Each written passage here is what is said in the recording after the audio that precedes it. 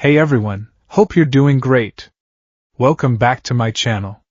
In today's video, we'll dive into what if Deku had 7 absolute abilities that he unlocks in BTW. Go to Superpower Wiki, smash that subscribe button, and be sure to peek at the description below. Let's begin. The world was not made of atoms. Not to Izuku Midoriya. To Izuku, the world was made of walls. There was the wall of social hierarchy, putting those with strong quirks at the top and the quirkless at the bottom. There was the wall of expectation, the silent, pitying glances from his mother that said, "I'm sorry you're broken." And then there was the physical wall of Aldera Junior High, a place that smelled of chalk dust, floor wax, and the ozone scent of Katsuki Bakugo's palms. Izuku sat at his desk, head bowed, the yellow fabric of his uniform shoulder bunching up near his ears. He was trying to be invisible. It was a statistical impossibility, of course. Matter occupies space. But he tried his best to reduce his presence to a rounding error. So, as third-year students, it's time to think about your futures and what you want to do with your lives, the teacher announced, slapping a stack of papers against the podium. The sound echoed like a gunshot in the quiet room. I could pass out these career aptitude tests, but... The teacher paused, a smirk tugging at the corner of his mouth.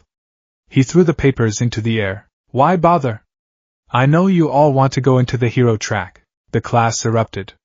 Hands turned into rocks, eyes stretched out of sockets, and faint telekinetic waves rattled the windows. It was a display of individuality, a chaotic symphony of genetics, except for one desk. Yes, you've got some very impressive quirks, the teacher said, waving a hand to settle them down. But use of powers at school is against the rules, remember? Hey, teach! A voice cut through the noise, sharp and jagged. Katsuki Bakugo leaned back in his chair, feet resting on his desk. Don't lump me in with these extras. They'll be lucky to end up as sidekicks to some busted D-lister. I'm the real deal. The class booed, but Bakugo just grinned, small explosions popping in his palms like firecrackers. I'm gonna surpass All Might and become the top hero. My name will be etched on the top of the tax bracket rankings. Oh, that's right, the teacher mused, looking at his clipboard. Bakugo, you're aiming for UA High, aren't you? The murmurs shifted to gasps. UA was the summit. The impossible fortress. That's right. Bakugo crowed. I aced the mock tests. I'm the only one here with the stuff to make the cut. Actually, the teacher interrupted, his voice dripping with feigned casualness. Didn't Midoriya put UA down as his first choice, too? Silence. It wasn't a peaceful silence. It was the vacuum before a thunderclap. Every head in the room swiveled toward the back row. Izuku froze, his pen hovering over his notebook. He could feel the air pressure in the room shift, heavy with malice. Hiya? Bakugo roared, leaping from his chair. A blast of heat and force slammed into Izuku's desk, knocking him backward onto the floor. Deku! You quirkless reject. You think you can rub shoulders with me? Izuku scrambled back, his hands raising defensively. Wait, Kaken! It's not like I'm trying to compete with you. It's been my dream since I was little. And well, there's no rule against trying. Trying? Bakugo loomed over him, smoke rising from his hands.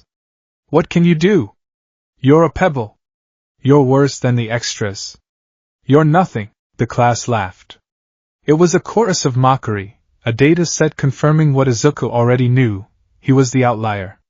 The anomaly that didn't fit the curve. The sun was dipping low, casting long, bruised shadows across the streets of Mizudafu. Izuku walked home, clutching the charred remains of his hero analysis for the future number 13 notebook. Bakugo had burned it, then tossed it out the window into the koi pond. If you want to be a hero that badly, there's a quick way to do it. Take a swan dive off the roof and pray for a quirk in the next life. The words replayed in Izuku's mind on a loop. Suicide baiting.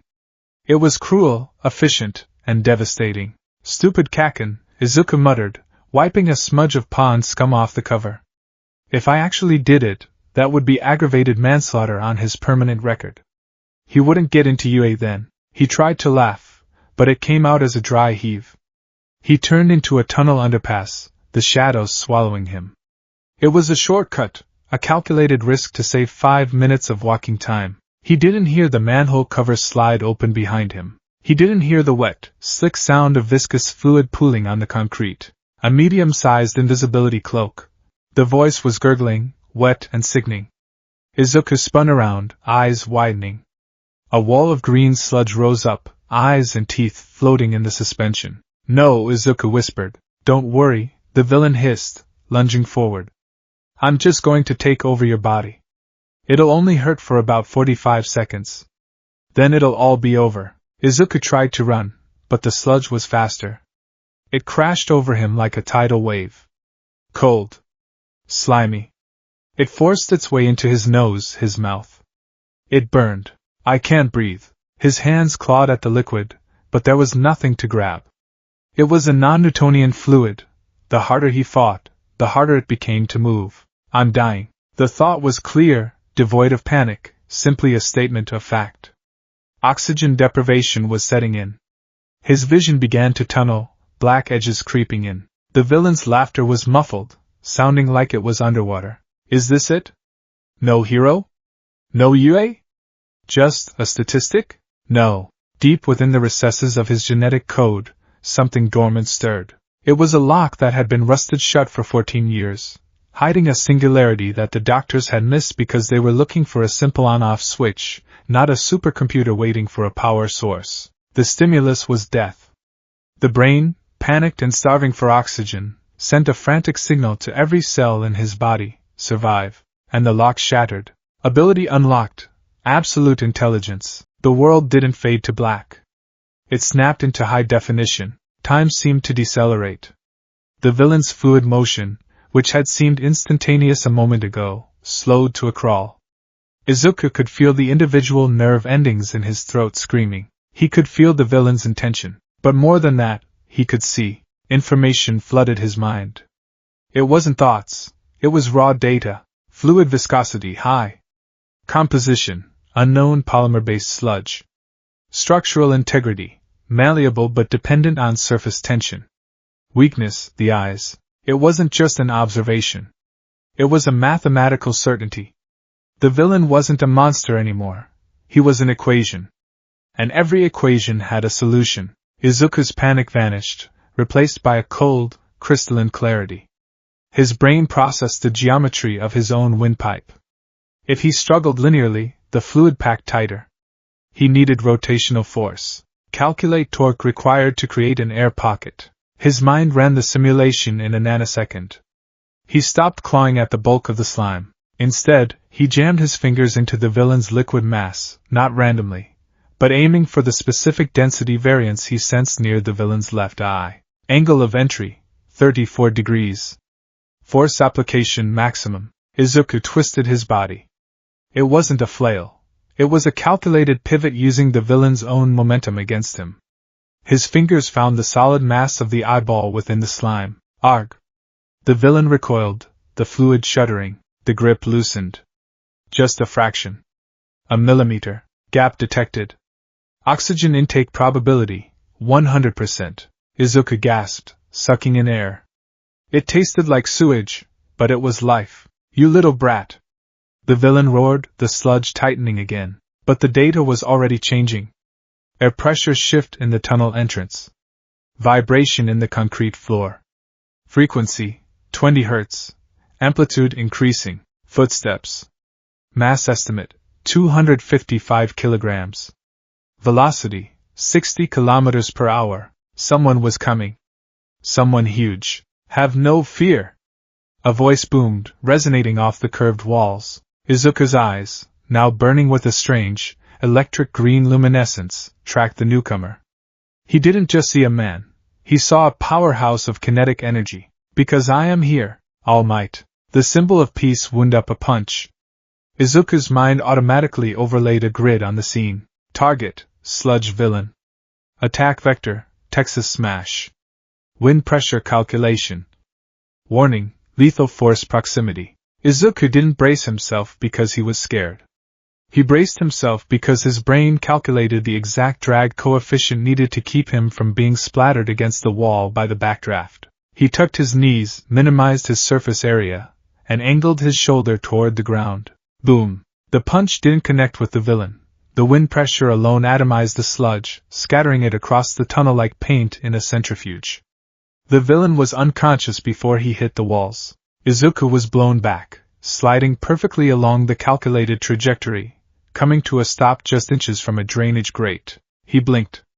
The world returned to normal speed, but the overlay, the stream of data, variables, and probabilities, remained. It was like looking at the source code of reality. Hey! Hey! Are you okay? Izuku looked up. All Might was slapping his cheek lightly. I'm fine, Izuku said. His voice sounded different to his own ears. Steadier. Respiratory function normalizing. Heart rate 140, dropping to 90. All Might blinked, his signature smile faltering for a microsecond. Right. Good to hear. You sure know your vitals, young man. Analysis, Izuku muttered, rubbing his head. The headache was blinding. It felt like his brain was expanding, pressing against the inside of his skull. Just analysis. Well, I must be off. All Might stood, gathering the unconscious sludge villain into soda bottles with blinding speed. Evil never sleeps, and neither do I. Wait, Izuku said. He stood up. He didn't stumble. His equilibrium was perfect. I have a question. No time. I must go. All Might crouched, legs tensing, muscle density contraction. Trajectory, 85 degrees vertical. Initial velocity high. Izuku realized what he was about to do. He didn't think, he calculated. If he wanted answers, he needed to be part of the payload. As All Might launched himself into the sky, Izuku grabbed his leg. It wasn't a desperate grab. It was timed perfectly to the moment of liftoff to minimize strain on his own arm socket. Hey! Let go! I love my fans, but this is excessive. All Might shouted as the wind whipped past them. If I let go now, Izuku shouted back, his eyes analyzing the altitude, I will reach terminal velocity in 6.4 seconds and impact the ground with enough force to liquefy my internal organs. Survival probability, 0%. All Might stopped trying to shake him off. Good point. Just close your eyes and mouth. They landed on a rooftop a minute later. Izuku let go, landing on his feet with a stumble. The data stream was overwhelming. Every pebble on the roof, every rust spot on the fence, the wind direction, the humidity, he knew it all. It was loud. It was too much. That was dangerous, All Might scolded. But I have to go. Wait. Izuku stepped forward. I need to know. Can someone without a quirk become a hero like you? Steam began to rise from All Might's body. Izuku's eyes narrowed. Exothermic reaction. Rapid mass decrease. Skeletal structure collapsing? No. Revealing. The truth is. All Might began. Poof. The smoke cleared. Standing there was not the muscular titan, but a gaunt, skeletal man with sunken eyes. Izuku didn't scream. He didn't gasp. His brain simply updated the file. Subject, All Might. Status, critical injury. Visual scan indicates left respiratory lung removed. Stomach removed. Scar tissue indicates multiple surgeries. Current efficiency, 5%. You're injured, Izuku said, his tone flat. Respiratory system compromised. You're running on fumes. 3 hours a day? Maybe less. The skeletal All Might froze, blood dripping from his mouth. How could you possibly know that? Did you see my medical records? No, Izuku said, touching his own forehead. I can just see it. The way you stand to favor your left side. The labored breathing pattern. The discoloration of your skin indicating poor oxygenation. All Might sighed, sliding down to sit against the railing. You're sharp, kid. Sharper than any fan I've met. Yeah. 5 years ago, a villain did this to me. I'm the symbol of peace. I can't let the world see me like this. I smiled to trick the fear inside me, and to trick the world. He looked at Izuku, his eyes hollow. To answer your question. Pros are always risking their lives. Some villains just can't be beaten without power. So no, I honestly don't think you can become a hero without a quirk. It's not just about heart. It's about reality. Reality. The word echoed in Izuku's mind. The data stream seemed to turn cold. Probability of quirkless hero survival, 0.00001%. Probability of success in current societal framework, 0%. I see, Izuku whispered. The numbers agree with you. All Might stood up, opening the door to the stairwell. If you want to help people, become a police officer or a doctor. They're heroes too, in their own way. Be realistic, kid. The door clicked shut. Izuku stood alone on the roof. The wind ruffled his hair. Be realistic. His brain was doing exactly that. It was analyzing everything. The structural integrity of the building. The distance to the ground. The chemical composition of the air. It hurts, Izuku whispered, clutching his head. The influx of information was agonizing.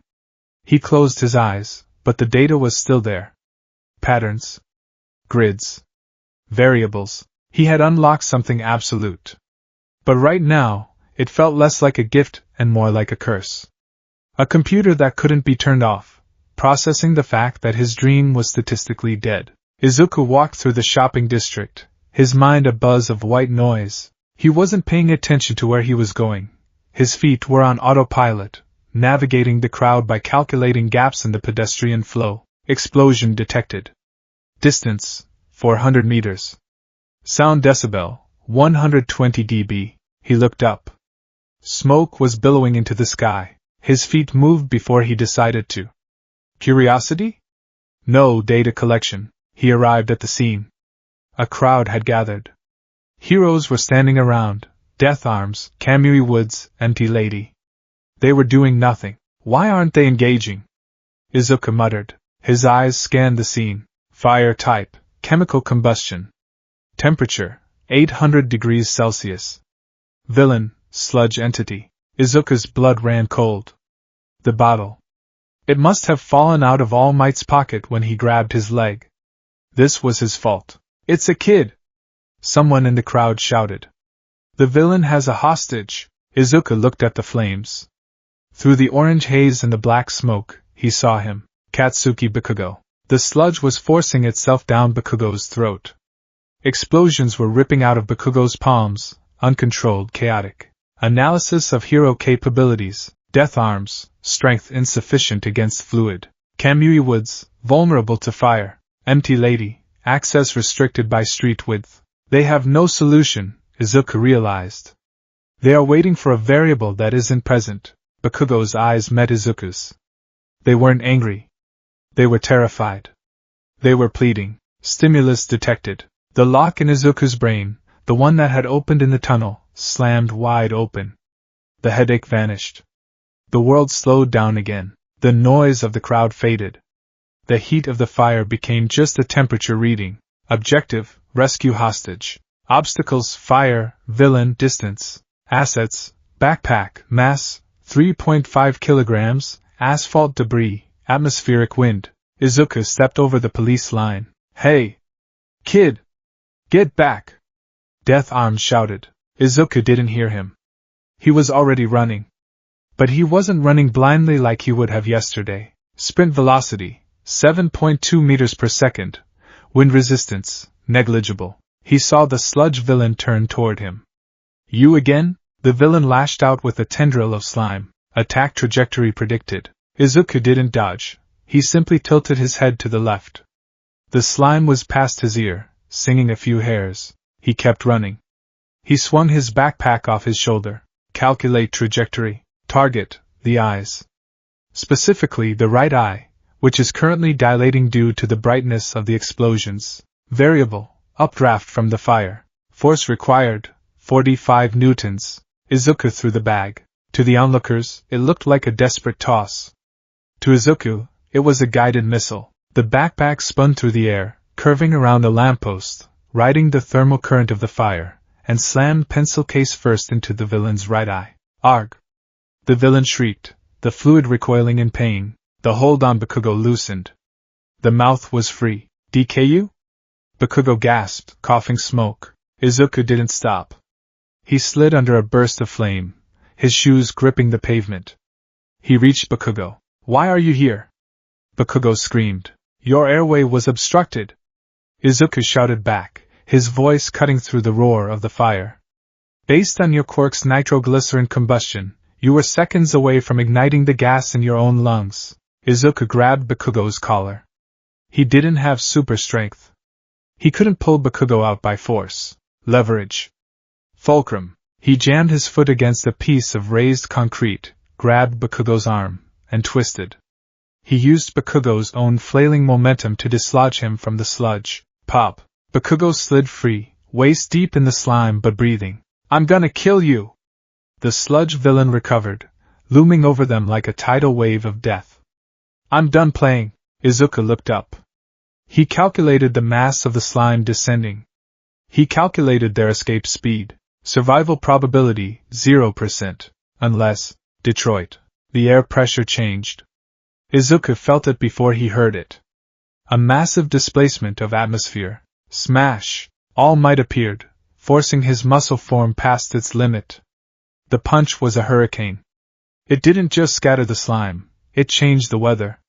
The clouds above spiraled, and rain began to fall. The pressure shielded Izuku and Bakugo, blowing the fire out instantly. Izuku watched the rain fall. He calculated the droplet size. He calculated the cooling rate of the pavement. He fell to his knees, his brain finally throttling down from overdrive. The exhaustion hit him like a physical blow. The aftermath was a lecture. The pro-heroes scolded Izuku. That was reckless. You could have gotten yourself killed. Leave it to the pros. Izuku stood there, head bowed. Internally, he was dissecting their arguments. Death arms, you stood by for 4 minutes and 32 seconds. Probability of hostage survival without intervention was dropping by 8% every 30 seconds. My intervention created the opening All Might needed. Your scolding is a defense mechanism for your own inaction. But he said nothing. He just nodded. I'm sorry. Meanwhile, they praised Bakugo for his bravery and powerful quirk. Illogical, Izuku thought. His quirk caused the fire damage to the surrounding buildings. His struggle increased the villain's volatility. He walked away as soon as they let him go. The sun had set.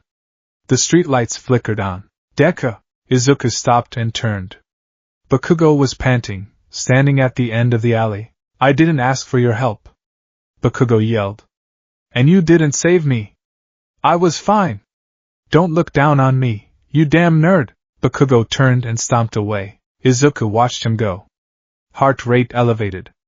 Pupil dilation indicates fear masking as aggression. Cortisol levels high. I didn't look down on you, Kaken, Izuku whispered. I just analyzed the situation. He turned to walk home. He was tired. He wanted to sleep. He wanted the numbers to stop. I am here. All Might slid out from around a corner in a blur of motion, striking a pose. All Might? Izuku blinked. Why are you? Poof. All Might reverted to his skeletal form, coughing up a spray of blood. Young Midoriya, All Might wheezed, wiping his mouth. I came to find you. Izuku stared at him. You should be in the hospital. Your time limit was exceeded by 45 seconds during that last smash. Forget the time limit. All Might took a step forward. I have to tell you something. Today, on that rooftop, I told you to be realistic. I told you that you couldn't be a hero. Izuku gripped the strap of his backpack. You were right. The statistics. Screw the statistics. All Might shouted, surprising Izuku. The hero looked intense, his blue eyes burning within the dark sockets. I watched the pros stand by. I watched myself hesitate because of my limit. But you, a timid, quirkless boy, you were the only one who moved. Izuku felt a lump in his throat. You said my legs moved on their own, All Might said softly. That is the quality that defines every top hero. Their bodies move before they can think. My body didn't move on its own, Izuku corrected, tears pricking his eyes. My brain, it saw the path. It told me I could do it. For a second, everything made sense. All Might smiled. Whatever it was, you acted. You inspired me to act. He pointed a finger at Izuku. Top heroes have stories about their early days, All Might said. And almost all of them say the same thing. My body moved before I could think. Izuku fell to his knees, clutching his chest. The data stream was still there, but it was blurry through the tears. Young Midoriya. You are correct. You are a variable. A variable that changes the outcome. All Might looked down at the boy, seeing not just the tears, but the terrifying, brilliant intelligence in those green eyes. He saw the potential. And he saw the burden. You can become a hero. For the first time that day, Izuku didn't analyze the statement. He didn't calculate the probability. He just cried. But as he cried, a notification pinged in the back of his mind, cold and absolute. Current objective, become the greatest hero. Ability, absolute intelligence active. Acquiring target solution, one for all. Calculating compatibility. Izuku looked up, wiping his eyes. All Might, earlier when I grabbed your leg, I saw something else. I saw energy. Not just physical strength, but stockpiled power. Transferable power. All Might froze. The sentimental atmosphere shattered instantly. How much did you see? Enough, Izuku said, standing up. The tears were gone. His face was serious. Your power, it's not a natural mutation, is it? It's a torch passed down. All Might stared at him, stunned silence stretching between them. Then he laughed. It was a nervous, impressed laugh. You really are something else, kid. You figured out my biggest secret just by touching my leg? All Might shook his head. Yes. It's called One for All. I see, Izuku said. The world around him seemed to organize itself into a grid again. And you're looking for a successor. I am, All Might said solemnly.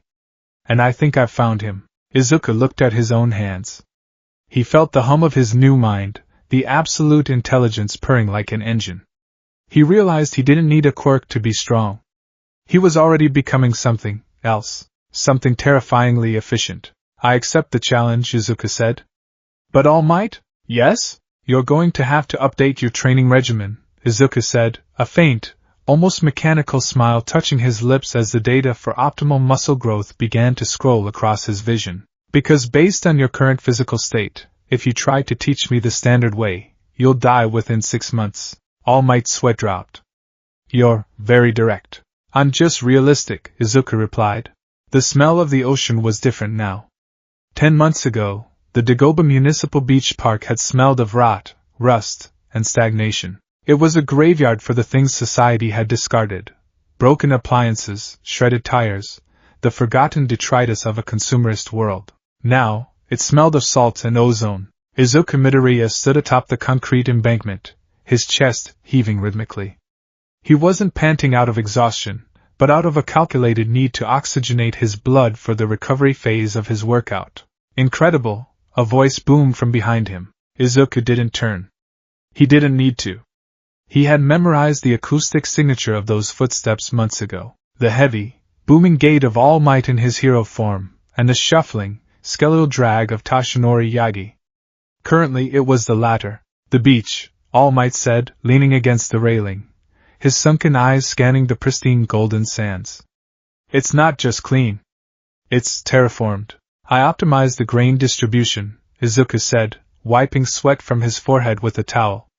He pointed to the horizon. By removing the heavy debris in a specific grid pattern, I altered the tidal flow slightly. The waves now deposit sand more efficiently, preventing erosion. It was a simple fluid dynamics calculation. All Might stared at him. The boy was terrifying. Over the last 10 months, the aim to pass, American Dream Plan had been rewritten. Izuku had taken All Might's handwritten notes, charming, rustic, and scientifically archaic, and fed them into the furnace of his absolute intelligence. He hadn't just lifted weights. He had calculated the tensile strength of his muscle fibers. He had adjusted his caloric intake to the microgram. He had turned his body into a machine, and his mind was the operating system. And one for all? All Might asked, his voice hopeful but tinged with a strange hesitation. Are you ready to receive it? Izuku looked at his hands. They were scarred from hauling scrap, calloused and rough. No, Izuku said softly. All Might coughed, a little blood spurting from his lips. Young Midoriya, the exam is tomorrow. Without a quirk. I don't need it yet, Izuku interrupted. He turned, his green eyes glowing with that faint, unsettling luminescence that appeared when his brain was overclocking. My analysis of your power transfer suggests a high probability of limb explosion for a vessel that isn't biologically prepared for the sudden introduction of 100 years of stockpiled kinetic energy. My body is optimized, All Might, but my container isn't reinforced enough. If I took your hair now, there's a 98.4% chance I would lose my right arm upon the first smash. All Might blanched. Well, I suppose that's a valid concern. Besides, Izuku smiled, a genuine, albeit tired, smile. I have something else. My mind is my quirk right now. I want to see how far it takes me. All Might looked at the boy who had unlocked a dormant, terrifying ability to process reality like a supercomputer. He nodded slowly. Very well. Tomorrow, you enter the arena. You'll be the only one there fighting with nothing but math and muscle. It won't be easy. Izuku looked back at the ocean. The sun was rising, painting the water in hues of orange and violet. To Izuku, it wasn't just beautiful. It was a dataset of light refraction, atmospheric scattering, and wave periodicity. I know the odds, Izuku whispered. I've calculated them 1,000 times. The entrance to Uehai was a massive archway of steel and glass, designed to intimidate. For most students, it was the gateway to their dreams. For Izuku, it was a structural engineering marvel with a slight inefficiency in the load-bearing pillars of the main gate. He walked through the crowd, his head down. The sensory input was overwhelming. Quirk detected minor telekinesis. Range 3 meters. Quirk detected emitter type. Pheromone-based. Quirk detected mutation. Extra limbs. Biomechanics appear inefficient for sprinting. Every person he passed was scanned, categorized, and filed away in his mind. It happened automatically. He couldn't turn it off. The world was a constant stream of pop-up windows that only he could see. Out of my way, Deku. The voice was low, guttural, and familiar. Izuku stopped.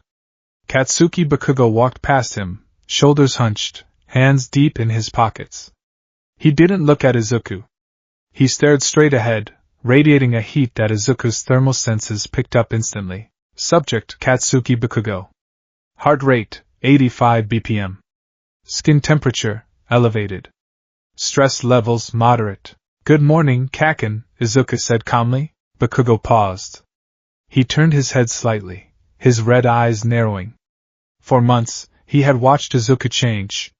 The nervous stutter was gone, replaced by a monotone delivery that unnerved him. The flinching was gone, replaced by a stillness that felt predatory. Don't think you can stand on the same stage as me just because you worked out a little, Bakugo spat.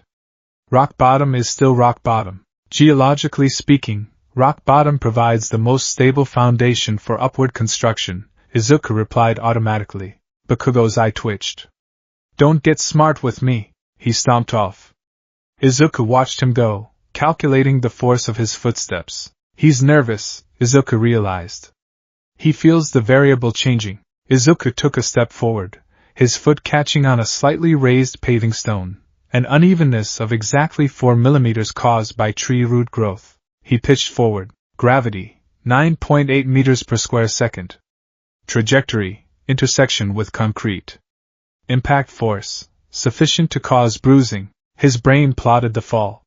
He prepared to rotate his shoulder to roll out of it, but he didn't hit the ground. He stopped in midair. He felt weightless. Are you okay? Izuku looked up. A girl with a round face and brown bobbed hair was smiling at him. Her hand hovered over his backpack. Quirk, zero gravity. Mechanism, touch-based activation. Pads on fingertips indicate biological interface. I used my quirk on you so you wouldn't fall, she said cheerfully, pressing her fingertips together. It's bad luck to trip before the exam, right? Izuku dropped gently to his feet. Thank you, he said. Your quirk negates the gravitational pull on specific objects. Does it affect mass or just weight? If it negates mass, do I retain inertia? Conservation of momentum suggests. The girl blinked, her smile freezing.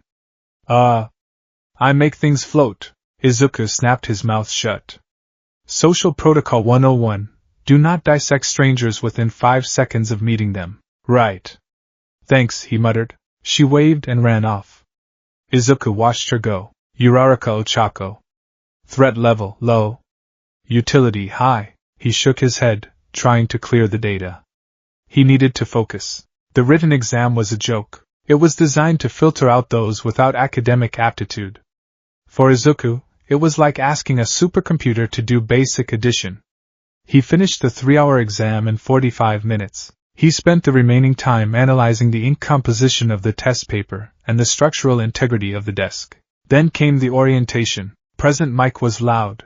Voice hero, present mic, quirk, voice. Decibel output currently, 110 dB. Directional capability, high. Izuku sat in the auditorium, wincing slightly. Beside him, Bakugo was vibrating with anticipation. All right, listeners. We're gonna test your mettle in a 10-minute mock battle. Present Mike explained the rules. 3 types of robots. Points based on difficulty. Suddenly, a hand shot up in the row ahead. A tall boy with glasses and a severe haircut stood up. Sir. The handout clearly lists 4 types of villains. If this is a misprint, it is a shameful error for a school of UA's caliber. The boy turned and pointed a stiff finger directly at Izuku. And you, the one with the curly hair. You've been muttering to yourself this entire time. It's distracting. If you're not here to take this seriously, then leave. The auditorium went silent. Eyes bored into Izuku. Izuku stood up slowly. He didn't look embarrassed. He looked bored. The 4th robot is obviously an obstacle with 0-point value, Izuku said, his voice carrying clearly without shouting. Based on the silhouette and the standard progression of video game tropes which UA seems to be emulating, it's a gimmick to force a flight or fight response. As for my muttering, Izuku tapped his temple. I was calculating the reverberation of the acoustics in this room to avoid permanent hearing damage from present mix quirk. You might want to do the same. Your ears are currently ringing, aren't they? The tall boy, Ida Tenya, stiffened. His ears were ringing. Aye, well. Ida stammered, sitting down. Savage, someone whispered nearby. Present Mike laughed nervously. Okay. The examinee is correct. The 4th robot is the 0-pointer. Avoid it at all costs. Battle Center B. The massive gates stood closed. A crowd of students stretched and psyched themselves up. Some were shooting fire, others were hardening their skin. Izuku stood in the back. He wore a simple green tracksuit. He carried no weapons. He had no flashy aura. He was just a boy with a plan. Goal: acquire 40 to 60 points for a passing grade. Estimated number of robots required: 15 to 20. Method: disabling. I cannot destroy them with brute force. I must sever their hydraulic lines or destroy their optical sensors. He held a rusted steel pipe he had found in a scrap pile near the entrance. It was about 3 feet long, with a jagged edge. Start! Present Mick's voice blared from the tower. What are you waiting for? There are no countdowns in real life. Go! Go! Go! The crowd surged forward. Izuku didn't run with the pack. Absolute intelligence analyzed the crowd flow. Bottleneck at the main street. 80% of students will go there. Target density will be high, but competition will be higher. Izuku veered right, darting into a narrow alleyway. He scrambled up a fire escape, his movements precise and efficient. He vaulted onto a rooftop. From this vantage point, he scanned the city replica. Target acquired. 1-pointer. Coordinates: north-northwest. He sprinted across the rooftop. He wasn't the fastest student physically, but he ran the perfect line. He jumped the gap between buildings, landing with a roll that preserved his momentum. Below him, a 1-pointer, a single-wheeled robot with target drones, was patrolling. Izuku didn't jump down blindly. He calculated the drop. Distance: 4 meters. Gravity assist. He leaped. As he fell, he tightened his grip on the steel pipe. He didn't aim for the armor plating. He aimed for the small, unprotected gap behind the robot's neck where the sensory cables connected to the chassis. He landed on the robot's shoulders. Strike. He drove the pipe down with surgical precision. Metal sheared. Sparks flew. The robot spasmed and powered down instantly. 1 point, Izuku breathed. He didn't celebrate. He moved. 6 minutes passed. Izuku was panting heavily. Sweat drenched his tracksuit. His hands were blistering from the friction of the pipe. Current score, 28 points. It wasn't enough. The physical reality of his situation was setting in. His mind was infinite, but his body was finite. He watched as a student with laser navels blasted 3 robots in a second. He watched a girl with vines dismantle a 2-pointer with ease. Izuku had to work 10 times harder for every point. He had to outthink, outmaneuver, and physically dismantle machines made of military-grade alloy. He dodged a 3-pointer's missile, diving behind a concrete barrier. The explosion rattled his teeth. Analysis. Structural weakness in the 3-pointer's knee joint. If I can wedge the pipe in the gear mechanism, he sprinted out. The robot lunged. Izuku slid between its legs like a baseball player stealing home. He jammed the pipe into the knee. The gears ground together, shrieked, and snapped. The robot toppled. Izuku scrambled up its chassis and ripped out the main battery wire. 31 points. 4 minutes left. He was exhausted. His muscles burned with lactic acid. His lungs felt like they were filled with broken glass. I need more. I need to be faster. I need to be stronger. And then, the ground shook. It wasn't a vibration. It was an earthquake. Dust billowed from the center of the city. Buildings crumbled. A shadow fell over the street, blotting out the sun. The 0-pointer. It was colossal. Taller than the skyscrapers. Its treads crushed concrete like styrofoam. Its green optical sensors scanned the area with cold indifference. Mass, estimated 4,000 tons. Height, 60 meters. Threat level, catastrophic. Run! It's huge! Get away! The other examinees broke. It was a stampede of fear. They turned and fled, abandoning the test, abandoning their dignity. Izuku stood frozen. His brain was screaming at him. Retreat path calculated. Survival probability, 99% if movement begins in 0.5 seconds. He turned to run. It was the logical choice. There were no points to be gained here. Oh wow! The sound was faint, buried under the roar of collapsing masonry. Izuku stopped. He looked back. Through the dust, 50 meters away, he saw her. The girl with the gravity quirk. She was pinned under a slab of concrete. She was struggling, her face twisted in pain. The 0-pointer was advancing. Its massive metal foot was lifting, preparing to stomp exactly where she lay. Distance to target, 52 meters. Speed of robot descent, impact in 3.2 seconds. My top sprinting speed, 7.5 meters per second. Time to reach her, 6.9 seconds. The math was simple. The math was absolute. She dies. The numbers flashed in Izuku's mind in red. 6.9 3.2. Result death. No, Izuku whispered. Logic dictates retreat. Saving her is statistically impossible. No! Izuku screamed, not with his voice, but with his soul. He rejected the equation. He rejected the wall of reality that stood between him and saving her. He took a step. I need to be there. Now. The desperation hit a critical mass. It was the same feeling as the sludge villain, the feeling of complete, utter denial of fate. Deep inside his DNA, the second lock shattered. Ability unlocked. Absolute speed. The world broke. The roar of the robot didn't fade, it simply ceased to exist. The frequency of the sound waves stretched out until they were below the threshold of human hearing. The dust suspended in the air stopped moving. A pebble, kicked up by a fleeing student, hung motionless at eye level. Izuku blinked. The light was weird. The colors were shifting. Everything in front of him was tinting blue. Everything behind him was tinting red.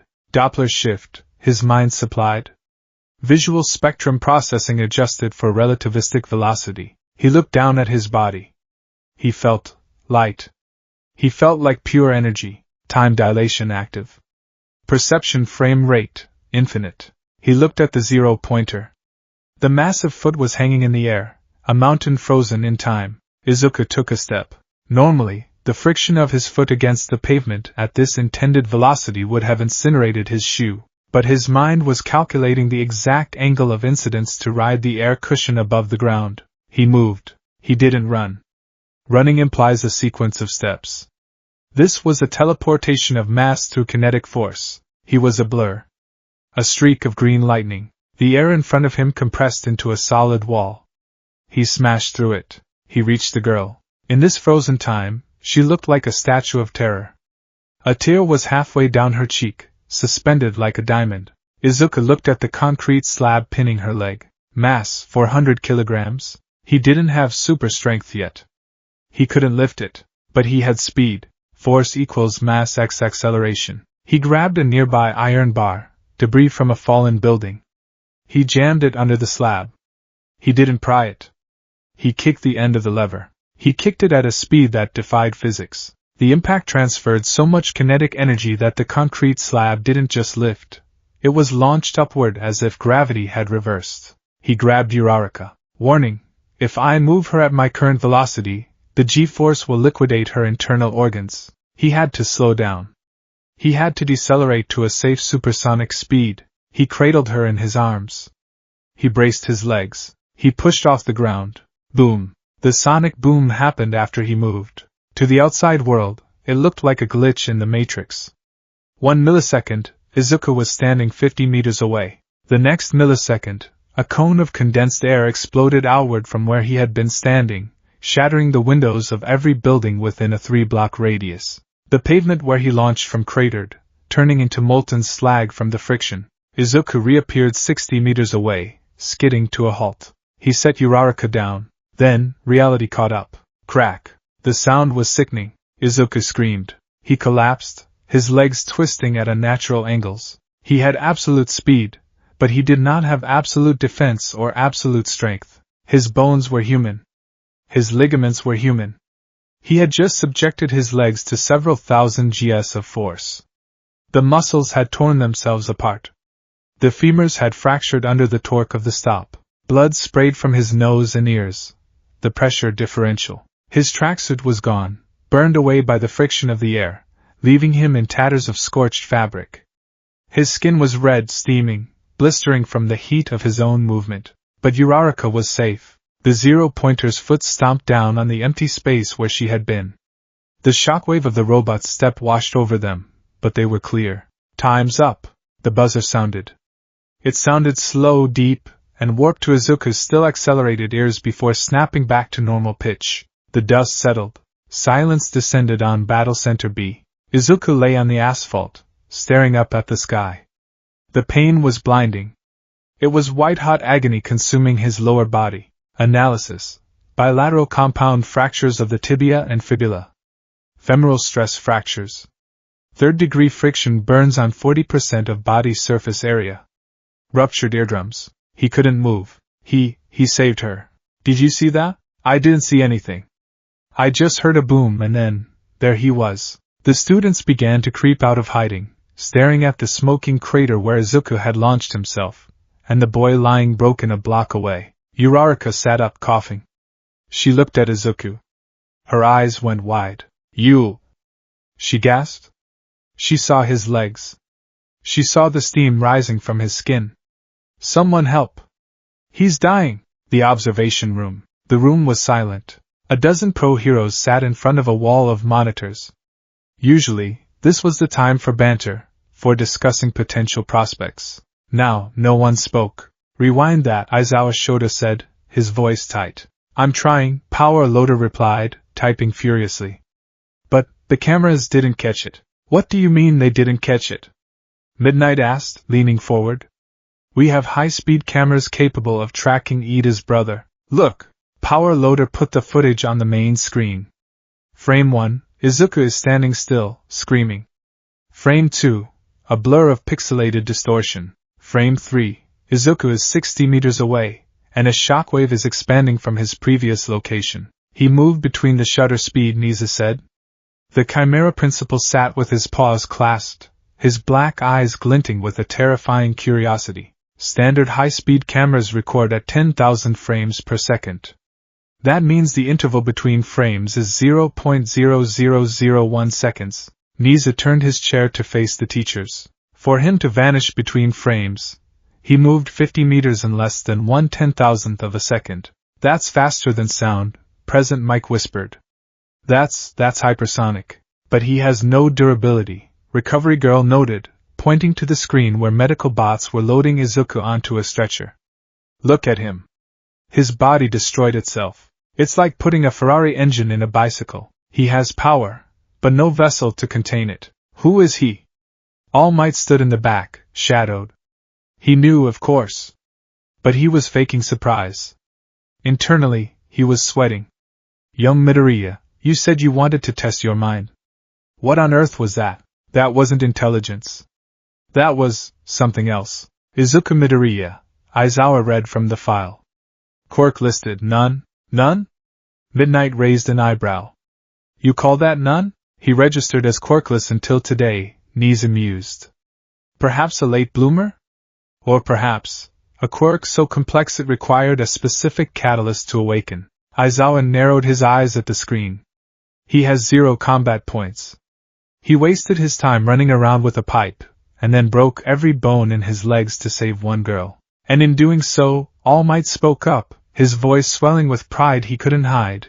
He embodied the essence of a hero more than any other applicant today. Nisa smiled. Indeed. The rescue points will be substantial. The infirmary. The smell of antiseptic was strong. Izuku woke up. The pain was gone, replaced by a deep, heavy exhaustion. You're awake. Recovery girl was sitting on a stool, marking a clipboard. My legs. Izuku croaked. Healed. Mostly, she said.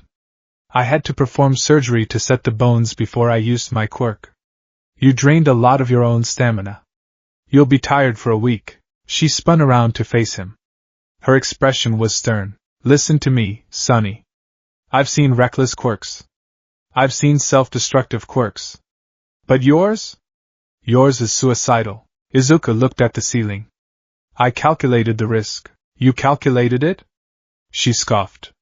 You generated enough friction to turn the air into plasma for a split second. If you hadn't created that air cushion, which I assume you did consciously, your feet would have been ground down to stumps. You cannot use that speed again. Not until your body is stronger. Do you understand? I understand, Izuku said, and he did. Absolute intelligence was already running the post-mortem. Unlock confirmed. Absolute speed. Current limitation. Biological durability. Safe operating velocity. 15 meters per second. Current max velocity. Unknown Mach 5. Required mitigation. Impact absorption gear. Reinforced skeletal structure or the third lock. Izuku closed his eyes. He felt it. Deep inside.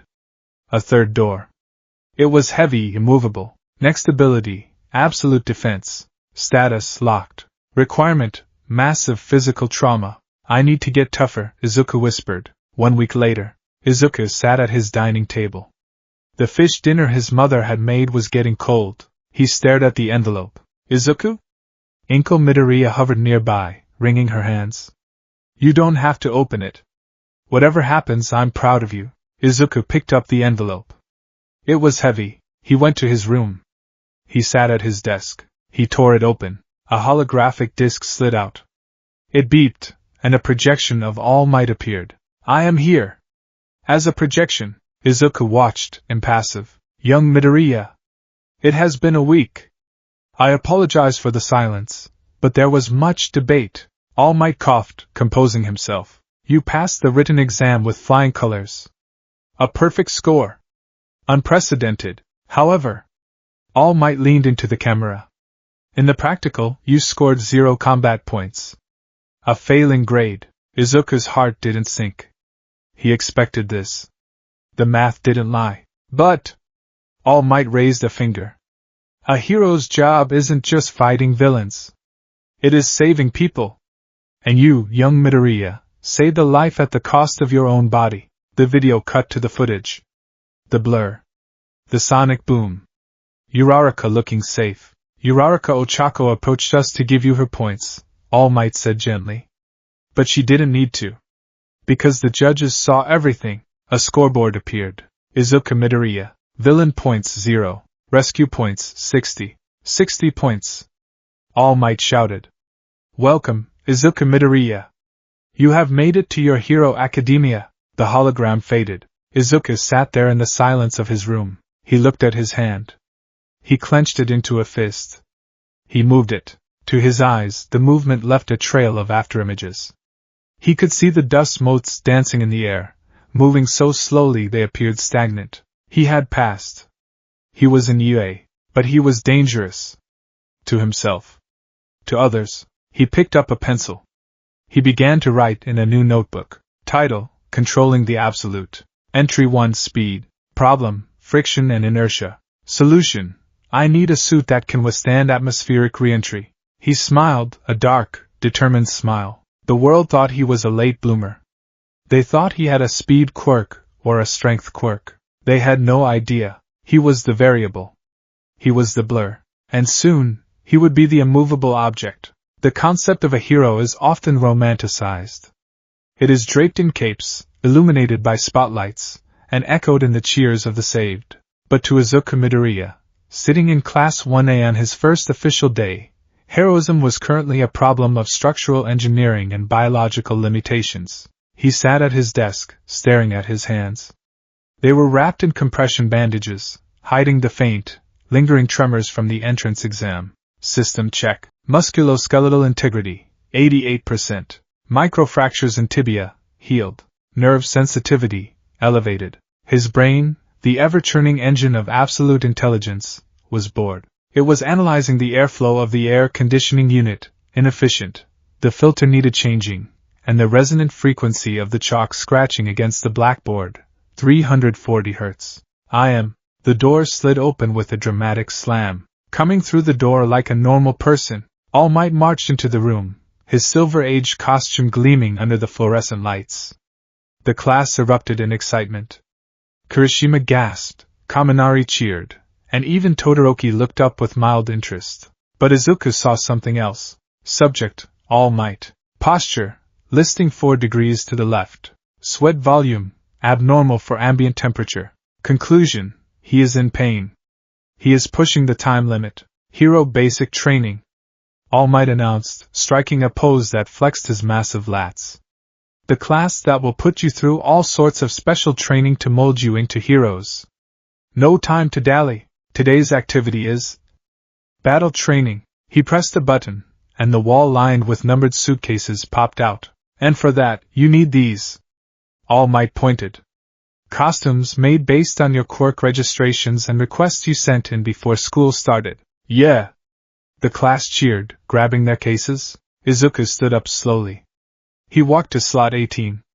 He felt the weight of the case. Inside was a suit designed by his mother, tweaked by his own specifications. Specifications: high tensile fabric, impact absorption layering, cooling vents. It was a good suit. But as he walked toward the changing rooms, a cold notification scrolled across his mind. Current durability rating, Class F. Survival probability against high-yield quirks, low. He had absolute intelligence to predict danger. He had absolute speed to outrun it, at the cost of his own bones. But he was fragile. He was a glass cannon with a supercomputer for a fuse. He needed to be careful. Ground Beta. The class gathered in the mock city, looking like a colorful array of comic book characters. Uraraka in her pink and black suit, Ida in his armor, Bakugo in. Izuku froze. Katsuki Bakugo stood near the entrance of the tunnel, adjusting his gauntlets. They were massive, shaped like grenades. Object analysis: Grenadier bracers. Storage capacity: estimated 20 liters of nitroglycerin. Explosive yield potential: structural collapse level. Izuku swallowed hard. Those weren't support items. Those were weapons of mass destruction strapped to a teenager with anger management issues. Looking good, everyone. All Might boomed. Now, shall we get started? The rules were explained. Villains guard a nuclear weapon. Heroes try to capture it or the villains. All Might drew lots. Team A: Izuku Midoriya and Ochako Uraraka, heroes. Team D: Katsuki Bakugo and Tenya Ida, villains. The air in the control room seemed to drop 10 degrees. Bakugo turned slowly, his eyes locking onto Izuku's mask. The green bunny ear protrusions, a homage to All Might's hair, seemed to mock him. Fate has a sense of humor, Bakugo snarled, sparks popping in his palms. It's not fate, Izuku murmured, though no one heard him. It's a statistical probability of 1 in 16. The building. The interior was dim, smelling of dust and concrete. The weapon, a papier-mâché bomb, was on the 5th floor. Izuku and Uraraka stood in the entrance hall. "We have to be careful, Deku-kun," Uraraka whispered, checking her comms. "Bakugo is intense. He won't wait," Izuku said. His eyes were scanning the blueprints he had memorized in the 3 seconds All Might had displayed them. "His personality profile suggests a direct assault. He views me as an anomaly. A bug in his system. He needs to crush me to validate his worldview." "That's really analytical," Uraraka noted nervously. "Ida is diligent," Izuku continued, ignoring the comment. "He will stay with the bomb to secure the objective. That leaves a 99% chance that Kaken is coming for me alone." Footstep detected. Distance: 12 meters around the corner. Velocity high. "Get back!" Izuku shouted. He shoved Uraraka to the side just as Bakugo burst around the corner. "DKU!" Bakugo didn't hesitate. He swung his right arm. An explosion ripped through the hallway. Izuku saw it happening in slow motion. The spark igniting the sweat. The expansion of gas. The shockwave. "Don't use speed. Your legs aren't reinforced yet. Use intelligence." Izuku didn't retreat. He stepped into the guard. He ducked under the swing. The explosion detonated above his head, singeing his cowl, but the force passed harmlessly over him. He grabbed Bakugo's arm. Pivot point wrist. Leverage shoulder. Izuku twisted. It was a perfect judo throw, executed with the precision of a machine. He used Bakugo's own forward momentum to slam him into the concrete floor. Slam. The wind was knocked out of Bakugo. He stared up at the ceiling, wheezing. "Uraraka, go!"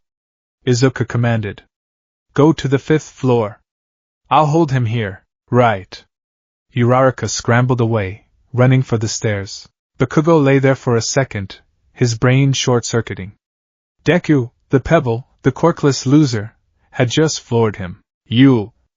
Bakugo growled. He scrambled to his feet, his face contorting into a mask of pure rage. "You've been reading me. You've been taking notes on me for years." "I analyze everyone, Kaken," Izuku said calmly. He stood in a combat stance, his feet spread for optimal balance. "Information is the only weapon I had for a long time." "Shut up!" Bakugo lunged again. Right hook. Left hook. Kick. Explosion. Izuku dodged. Weaved. Parried. Right swing, predicted. Left feint, predicted. Explosion trajectory, 15 degrees off-center. To the cameras in the observation room, it looked like a dance. Izuku was barely moving, stepping millimeters out of the way of explosions that scorched the walls black. He's amazing," Kirishima whispered in the monitor room. "He's not even using a quirk. He's reading Bakugo's movements perfectly," Momo Yayorozu observed, her hand on her chin. "Bakugo is telegraphing his attacks because he's emotional. Midoriya is fighting with pure logic." But inside the fight, Izuku was sweating, stamina draining. Adrenaline levels spiking. Bakugo is adapting. His attack frequency is increasing. Bakugo was fast. And he was getting faster. The heat in the hallway was rising. Smoke was obscuring Izuku's vision. "Stop running!" Bakugo screamed. He launched a massive blast using both hands. Izuku saw the wall of fire coming. Cannot dodge. He activated absolute speed, just for a microsecond. Zip. He appeared behind Bakugo. The movement was so fast it tore the ligaments in his left ankle. A sharp pain shot up his leg. Damage report, minor sprain. Mobility reduced by 15%. He kicked the back of Bakugo's knee, forcing him down, then wrapped capture tape around Bakugo's right leg. "You little!" Bakugo blasted the floor to launch himself backward, ripping the tape before it could secure. He landed 10 feet away, panting. His eyes were wild. He was shaking. "You think you're better than me?" Bakugo whispered. "You think you can just look down on me with that creepy blank face?" "I'm not looking down on you," Izuku said, favoring his left leg. "I'm looking at the objective. The heroes win if we capture the weapon." "The objective?" Bakugo laughed. It was a manic, broken sound. "The objective is to beat you. To show you your place." Bakugo raised his right arm. He reached for the pin on his grenade gauntlet. Young Bakugo, stop! All Might's voice crackled over the speakers. Are you trying to kill him? He won't die if he dodges. Bakugo screamed. Izuku froze. His mind processed the scene. The hallway was narrow. 4 meters wide. Reinforced concrete. If Bakugo pulled that pin, the blast would be directed straight down the corridor. Calculated yield, massive. Blast radius. Will encompass the entire hallway. Shockwave propagation. Will travel up the ventilation shaft and the stairwell. Izuku's eyes widened. Uraraka. She was on the floor above, likely near the stairwell entrance. The structural integrity of this building was simulated, meaning it was weaker than real concrete. The blast wave would blow out the ceiling. It would collapse the floor Uraraka was standing on. She will fall. She will be buried. Kaken, don't! Izuku yelled. Bakugo didn't listen. He pulled the pin. Click. Time slowed. The ignition sparked. The stored nitroglycerin ignited. A sphere of pure, blinding white light expanded from the gauntlet. Izuku's absolute intelligence provided the simulation instantly. Scenario A. Dodge left into the room. Result. Blast travels down the hall. Ceiling collapses. Uraraka suffers critical crush injuries. Survival probability, 12%. Scenario B. Retreat. Result same. Scenario C. Intercept. Izuku looked at the expanding fireball. If I block the path of the energy, I can dissipate the shockwave before it compromises the structure. But I am flesh and bone. My body melts at 100 degrees Celsius. This blast is 2000 degrees. Impact force, equivalent to a speeding truck. I will die. The logic was sound. The math was perfect. But for the second time in his life, Izuku Midoriya looked at the math and said, no, he didn't run away. He ran forward. Midoriya! All Might screamed over the comms. Izuku planted his feet in the center of the hallway. He spread his arms wide. He bared his teeth at the coming apocalypse. I have to protect her. I have to be the wall. I have to be absolute. The heat hit him first. It singed his eyebrows. It blistered his skin. Pain. Then, the survival instinct kicked in. That ancient, primal lock deep in his genetic code, recognizing that the current vessel was insufficient for survival. Requirement, durability. Accessing. Ability unlocked. Absolute defense. The world went silent. The fire didn't stop. The explosion didn't vanish. But something fundamental changed in the space Izuku occupied. He became a fixed point in the universe. The concepts of damage, heat, and force ceased to apply to his coordinates. He was no longer a biological entity interacting with physics. He was a law. The explosion slammed into him. The observation room. The monitors went white. The cameras in the hallway were instantly vaporized. The building shook violently, dust raining down on the students watching. Bakugo! Kirishima shouted. That was insane! Did he just kill him? Midoriya! Uraraka's voice screamed over the comms. DKU! All Might gripped the microphone so hard it shattered in his hand. He was already moving, preparing to sprint to the building, his heart pounding in his throat. I was too late. I let him die. The smoke in the hallway was thick, black, and choking. The fire suppression systems kicked in, spraying water that hissed as it hit the superheated walls. He's gone, Ashido whispered, covering her mouth. On the screen, the smoke began to clear. Bakugo stood panting, his arms smoking, a look of horrified realization on his face. He had done it. He had actually done it. He had killed Deku. I didn't. Bakugo stammered, stepping back. Then, a shadow emerged from the smoke. It wasn't a body on the floor. It was a silhouette. Standing, the class gasped. The smoke swirled away. Izuku Midoriya stood exactly where he had been. His tracksuit was fine. His skin was pristine. Not a hair on his head was singed. The wall behind him was gone, obliterated, revealing the outside sky. The floor around his feet was melted slag. But Izuku? He looked like he had just stepped out of a catalog. He stood in a cone of safety. The explosion had parted around him like water around a stone. How? Bakugo whispered. His voice trembled. How? Izuku looked at his hands. He flexed his fingers. He felt heavy. Not physically heavy, but metaphysically. He felt like a mountain. Status report. Damage received, 0%. Thermal transfer, 0%. Kinetic impact nullified. Ability active. Absolute defense. Izuku looked up at Bakugo. His green eyes were glowing brighter now, cutting through the gloom. You nearly brought the building down, Kaken, Izuku said. His voice was calm, terrifyingly steady. That was poor strategy. Die. Bakugo, unable to process what he was seeing, snapped. He launched himself at Izuku, firing explosion after explosion. Boom. Boom. Boom. He hit Izuku in the face. In the chest. In the stomach. Izuku didn't block.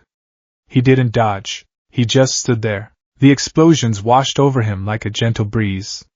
Bakugo's fist connected with Izuku's face, but Izuku's head didn't even snap back. It was like punching a solid block of diamond. Why? Bakugo was hyperventilating, blasting frantically. Why won't you go down? Bakugo wound up for a massive right hook, empowered by a huge explosion. Izuku didn't blink. He watched the fist come. Impact in 0.1 seconds. Defense, absolute. Bakugo's fist connected with Izuku's cheek. Crack. Bakugo screamed. He recoiled, clutching his hand. He hadn't broken Izuku's jaw.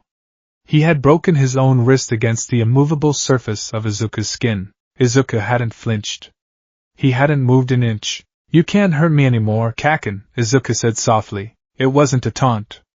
It was a statement of fact. A new variable in the equation of their relationship. Izuku raised his hand. He pointed at the ceiling. Uraraka.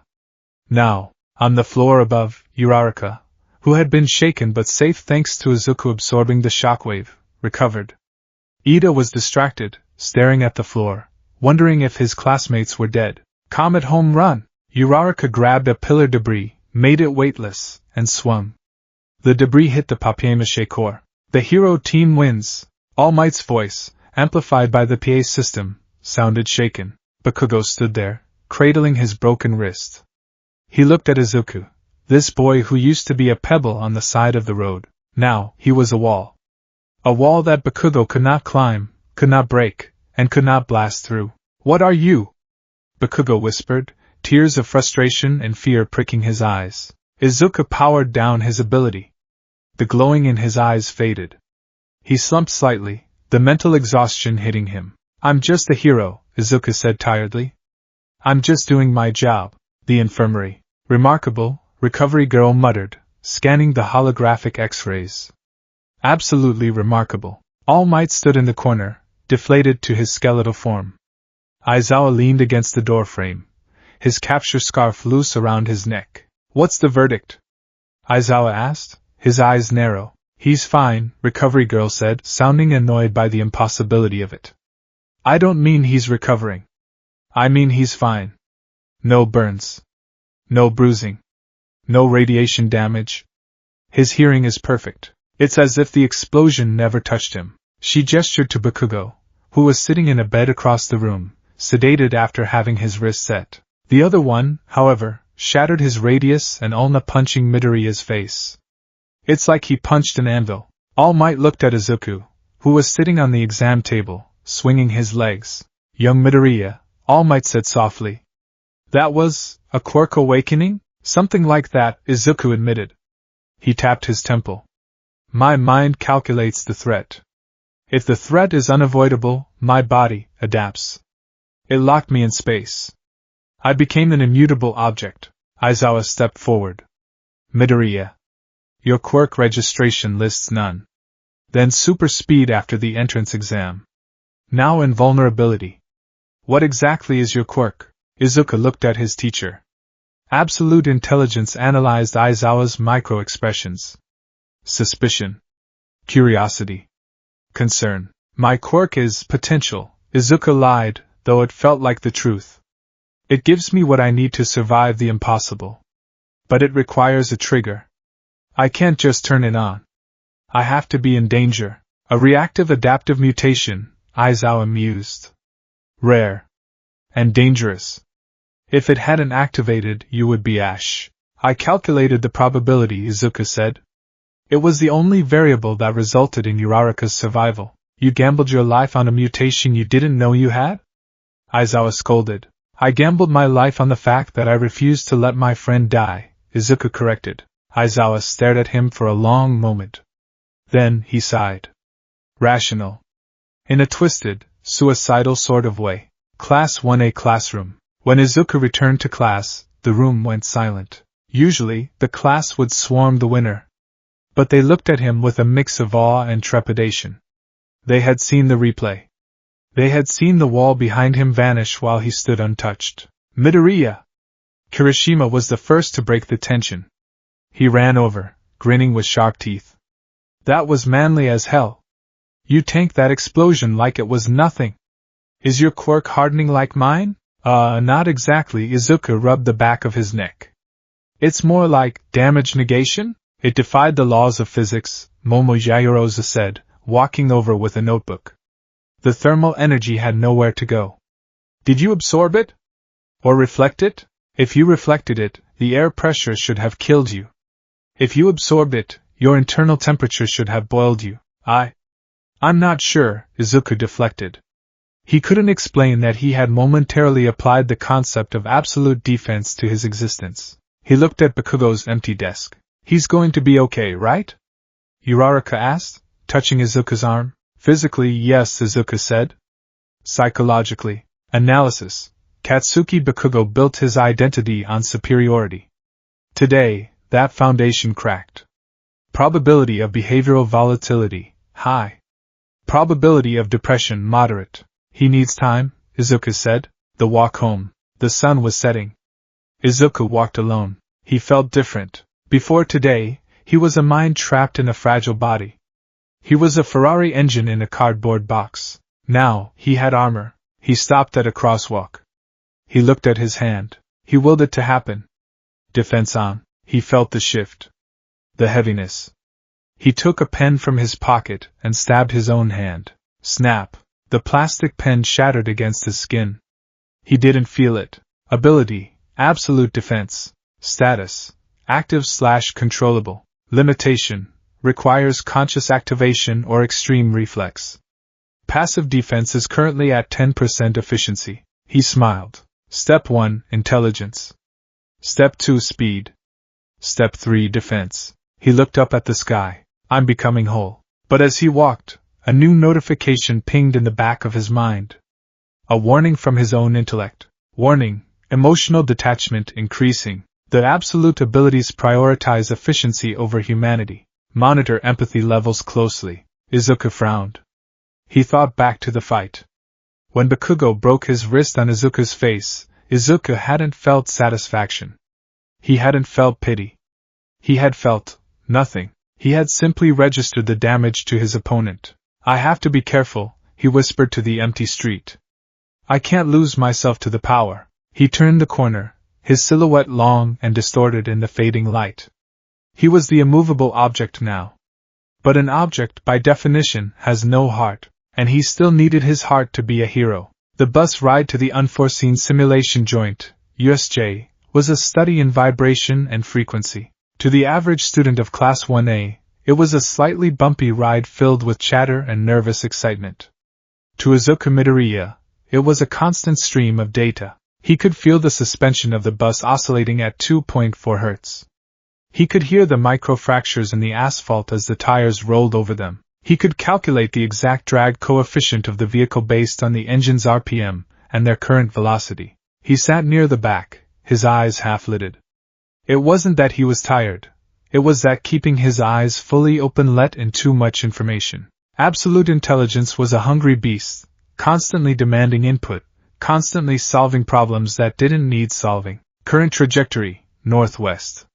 Wind speed, 12 km per hour. Probability of rain, 14%. Midoriya-chan? The voice cut through the data stream. Izuku blinked, the scrolling numbers in his mind fading slightly into the background. He looked to his left. Tsuyu Ajiri was staring at him, her finger pressed to her chin. Yes, Ajiri-san? Izuku replied. His voice was calm, almost monotonously so. It was a coping mechanism he had developed over the last few weeks. If he let his emotions match the speed of his thoughts, he would be a nervous wreck. Call me Tsuyu, she corrected. I was just thinking. Your quirk, it's really similar to All Might's. The bus went silent. Even Bakugo, who was sulking in the front, stiffened. Izuku's heart rate didn't spike.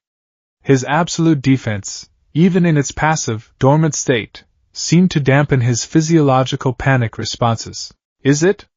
Izuku asked. All Might is a kinetic power type. He generates force.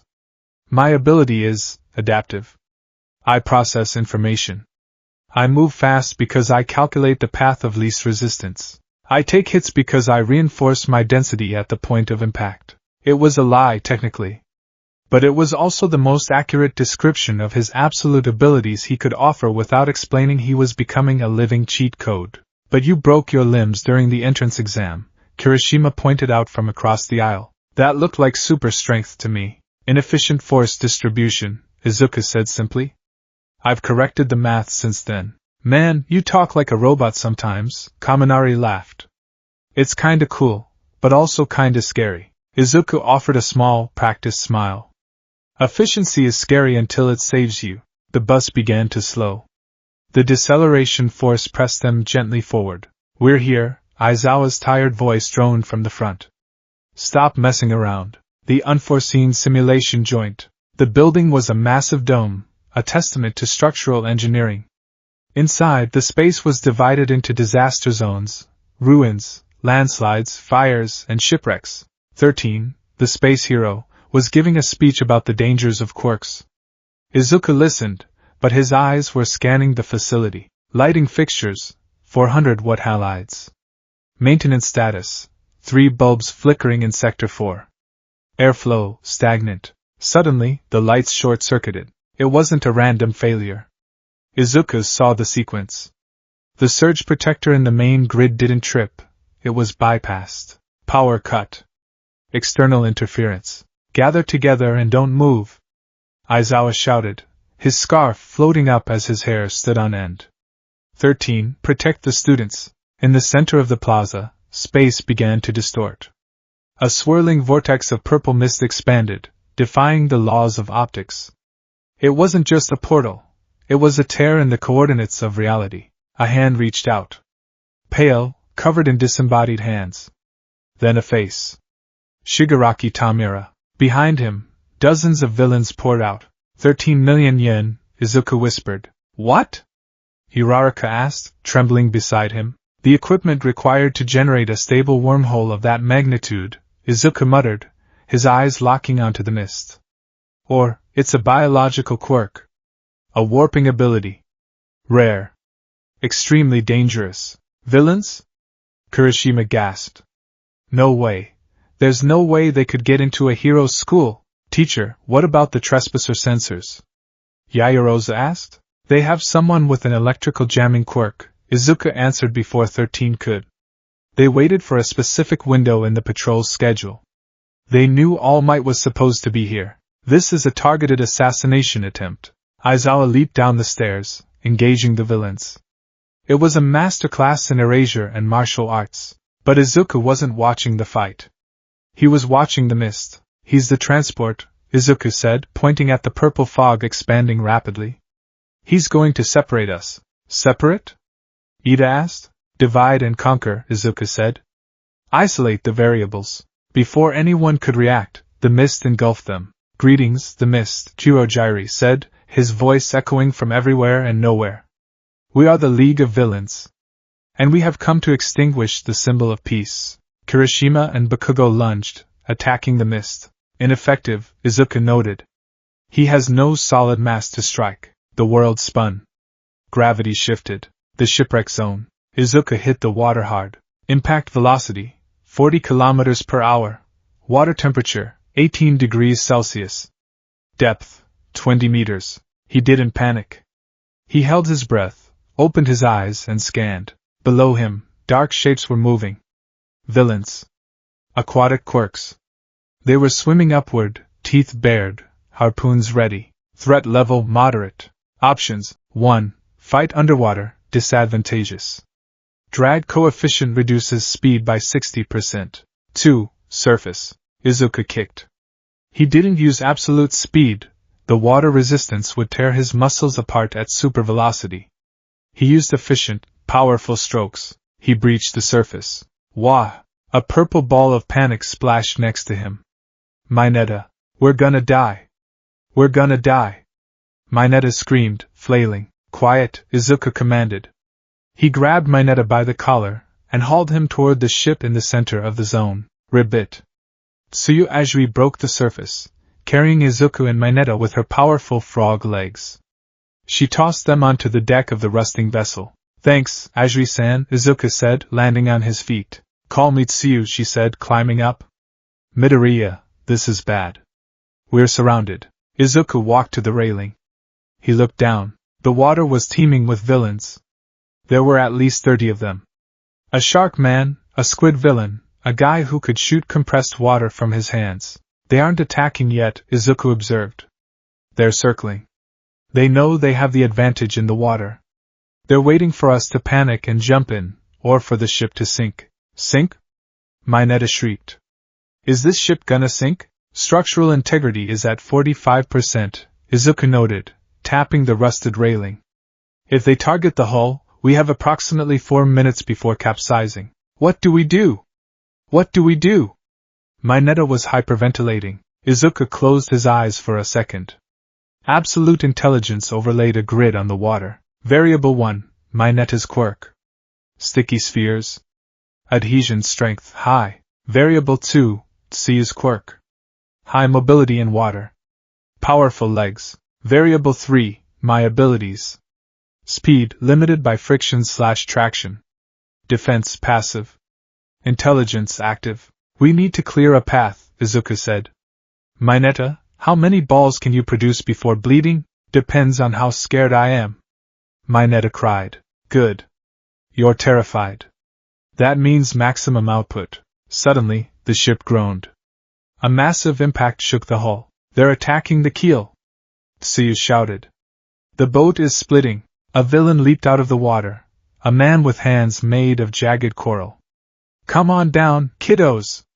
The water's fine. He fired a barrage of coral shards at them. Get down! Tsuyu yelled. Izuku didn't duck. He stepped forward. Projectile trajectory calculated. He swatted the air. The wind pressure from his hand deflected the coral shards harmlessly into the deck. Midoriya-chan? Tsuyu blinked. They're getting impatient, Izuku said. He looked at the water. I have a plan. But I need a weapon. A weapon? Mineta asked. We don't have weapons. Izuku looked down at the deck. Decades of rust and neglect. He saw a pile of loose bolts, rivets, and jagged metal fragments near a broken winch. He bent down and scooped up a handful. The metal was cold, rough, and heavy. To anyone else, it was trash. To Izuku, it was ammunition. Mineta, Izuku said, weighing a heavy steel bolt in his hand. Throw your balls into the water. Don't aim at the villains. Aim for the surface tension. Why? Just do it! Mineta screamed and started ripping the balls from his head, hurling them over the side. Take this. And this. And this. The purple spheres floated on the water, bobbing around the villains. What is this? The shark villain laughed. Grapes? You think you can bribe us with fruit? Now, Tsuyu, Izuku said. Grab Mineta and get ready to jump. Launch toward the shore on my signal. What about you? Tsuyu asked. I'm going to clear the room. The shark villain raised a massive hand. Sink the boat. Kill the brats. A villain with a water cannon arm surfaced. He aimed directly at Tsuyu. Die, frog girl. The water jet began to charge. Distance, 25 meters. Wind 3 knots east. Obstacles, railing, crane arm, water surface. Target, the villain's nozzle aperture. Izuku couldn't punch him. He was too far. He couldn't jump. He'd be vulnerable in the air. He needed perfection. He looked at the rusted bolt in his hand. Lock engaging. Stimulus. Threat to ally at range. Requirement, 0 margin of error. Ability unlocked. Absolute accuracy. The world didn't slow down this time. It sharpened. A line appeared in Izuku's vision. A bright, glowing green trajectory. It wasn't straight. It was a complex, jagged path of bounces and ricochets. It was the path. Izuku didn't think. He didn't aim in the traditional sense. He simply obeyed the geometry of the universe. He drew his arm back. Detroit. He snapped his wrist. Pinball. He threw the bolt. It flew from his hand with the velocity of a bullet. But he didn't throw it at the villain. He threw it at a steel pipe protruding from the ship's bridge. Clang! The bolt ricocheted off the pipe at a 45-degree angle. It sped downward, striking the metal railing of the lower deck. Ping! It changed direction again, spinning wildly, gaining rotational velocity. It hit the water's surface, not plunging in, but skipping like a stone. Skip! The villain with the water cannon saw a flash of movement. He didn't have time to blink. The bolt flew into the nozzle of his water cannon just as he fired. Crunch! The pressure backfired. The cannon exploded. The villain screamed, the force knocking him backward into the shark villain. But Izuku wasn't done. He had a handful of metal. He threw 3 more. Ping! Pang! Pow! The first bolt hit a hanging chain, severing a link.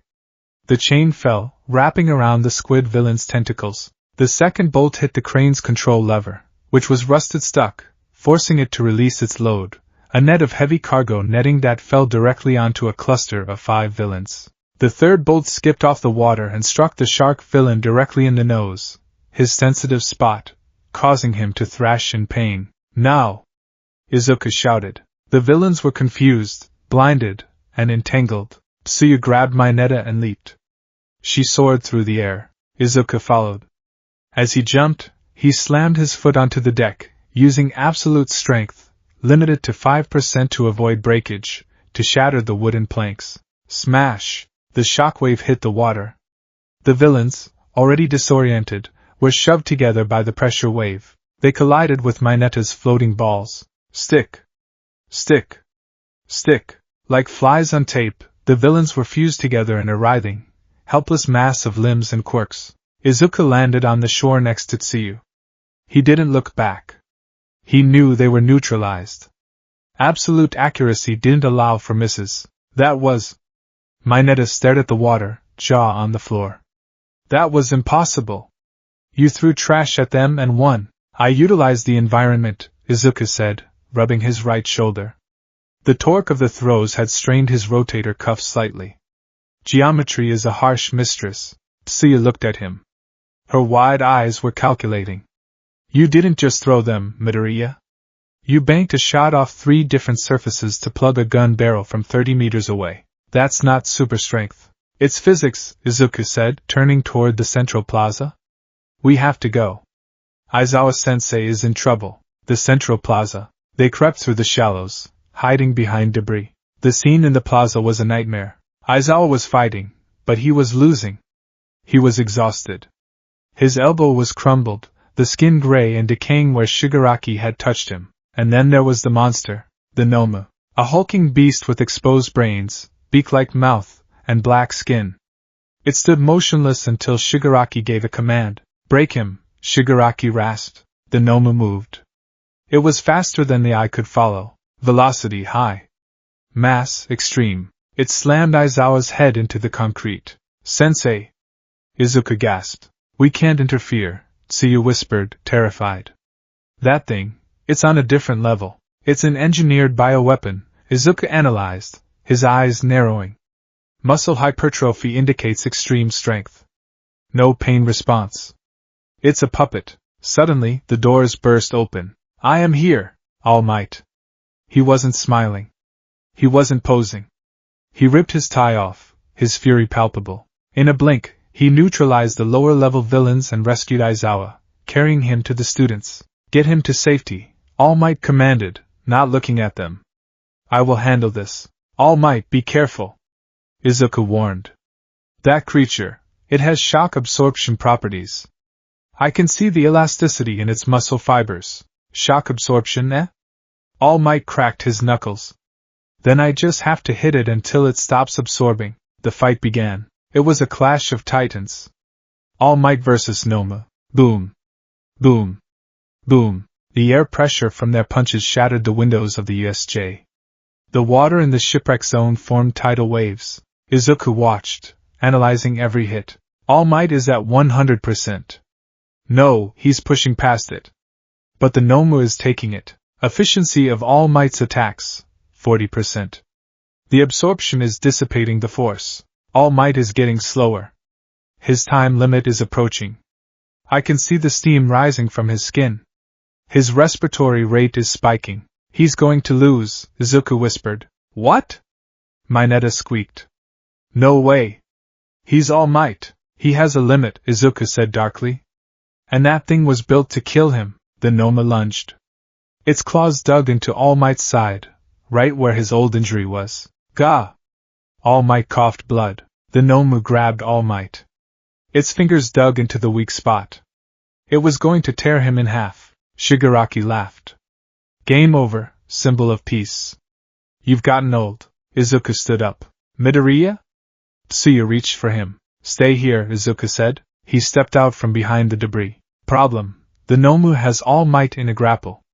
If I use a smash, I risk hitting All Might. Problem. My physical strength is insufficient to break the Nomu's grip. Problem. Speed is useless if I can't damage the target. Solution. Accuracy. Izuku scanned the Nomu. Armor. Thick skin. Shock absorption. Weakness. The brain is exposed, but likely protected by a barrier or high regeneration. The eyes. The Nomu's eyes were wide, glassy, and unblinking. Target acquired. Optic nerve clusters. Distance, 40 meters. Wind variable, chaotic due to All Might's punches. Izuku didn't have a weapon. No bolts. No rocks. He looked at his hand. I don't need a bullet, he realized. I just need air. He raised his right hand. He positioned his thumb and middle finger. He channeled absolute strength, not into his whole arm, but into the microscopic fibers of his fingers. Just enough to create a snap. Delaware. He focused. Absolute accuracy plotted the path. He needed to thread the needle through the chaotic wind currents, past All Might's struggling form, and hit a target the size of a golf ball. Flick. Snap. The sound was like a gunshot. A compressed bullet of air pressure shot from his finger. It screamed across the plaza. It curved slightly, riding the updraft from All Might's struggle. Splat. It hit the Noma's right eye dead center. Scree! The Noma shrieked, a sound of confusion more than pain. It recoiled, its grip loosening for a fraction of a second. What? Shigaraki scratched his neck. Who shot that? Snipe isn't here. Izuku didn't stop. He walked forward, snapping his fingers rhythmically. Left hand. Snap. Right hand. Snap. Bang. Bang. 2 more air bullets. One hit the Noma's left eye. The other hit the sensitive exposed tissue of the brain, causing a neural misfire. The Noma released All Might, flailing blindly. Now All Might! Izuku screamed. It can't see. All Might didn't waste the opening. He didn't question the miracle. He saw the beast stumble, and he drove a fist into its gut. Shock absorption, regeneration. All Might yelled, winding up. I just have to be faster than you can heal. And hit harder than you can absorb. Plus ultra. All Might unleashed a flurry of blows. Hundreds of punches in seconds. The Nomu, blinded and disoriented by Izuku's surgical strikes, couldn't counter. It was blasted through the roof of the USJ, twinkling into the sky like Team Rocket. All Might stood panting, steam pouring off him. He turned to look at Izuku. Izuku stood 40 meters away, his fingers smoking slightly from the friction of the snaps. You! All Might wheezed. You were sloppy, Izuku said, walking closer. His tone was critical, but his eyes were relieved. You let him grapple you. You should have maintained distance, young Midoriya. All Might chuckled weakly. You have terrible bedside manner. But nice shot. Suddenly, the mist swirled. Shigaraki was shaking with rage. You cheated. Shigaraki pointed at Izuku. You broke my toy. You little NPC glitch. Shigaraki lunged. He was fast. All Might couldn't move. He was past his limit. Izuku stood between them. Shigaraki Tamira. Quirk, decay. Touch-based. Defense strategy. Do not let him touch. Izuku raised his hand again. He prepared another flick. Target. Shigaraki's kneecaps. Bang. A gunshot rang out. But it didn't come from Izuku. A real bullet struck Shigaraki in the hand, blowing it away before he could touch Izuku's face. Sorry we're late. At the entrance, the pro-heroes had arrived. Snipe stood there, smoking gun in hand. Ida brought reinforcements. Uraraka cheered from the entrance. Shigaraki clutched his bleeding hand. Kurogyuri wrapped around him. We must retreat, Shigaraki. It is game over. The mist swallowed them, and they vanished. The aftermath. The police were swarming the USJ. Detective Tsukachi was taking statements. Izuku sat on the back of an ambulance, a blanket wrapped around his shoulders. Midoriya, dude. Kirishima ran up to him. I heard from Tsuyu. You took out the shipwreck villains with garbage? And you sniped the Nomu with your fingers? It wasn't garbage, Izuku corrected automatically. It was galvanized steel bolts, approximately 150 grams each. And the air pressure flicks were just an application of focused kinetic energy. Whatever it was manly. Kirishima slapped his back. Aizawa was being loaded onto a stretcher. He paused as he passed Izuku. Midoriya, sensei, your quirk registration needs updating again, Aizawa rasped, his eyes barely open under the bandages. First speed. Then defense. Now projectile accuracy. You're a walking Swiss Army knife. I just use what I have, Izuku said. Don't get cocky, Aizawa warned. You stepped in when you shouldn't have. If All Might hadn't recovered, you would be dead. If I hadn't stepped in, All Might would be dead, Izuku countered calmly. Aizawa stared at him for a moment, then huffed. Rational. As the ambulance drove Aizawa away, Izuku looked down at his hands. He flexed his fingers. Ability, absolute accuracy. Status, active. Current capabilities, trajectory prediction, ricochet mastery, perfect aim. Potential, any object is a lethal weapon. He picked up a small pebble from the ground. He tossed it up and caught it. He looked at a lamppost 100 meters away. He knew, with absolute certainty, that he could hit the bulb without even looking. It was intoxicating. The feeling of control. But then he remembered the Noma. The way it moved. The raw, overwhelming strength it possessed. Accuracy is good, Izuku thought. But it has limits. If the target is too durable, accuracy doesn't matter.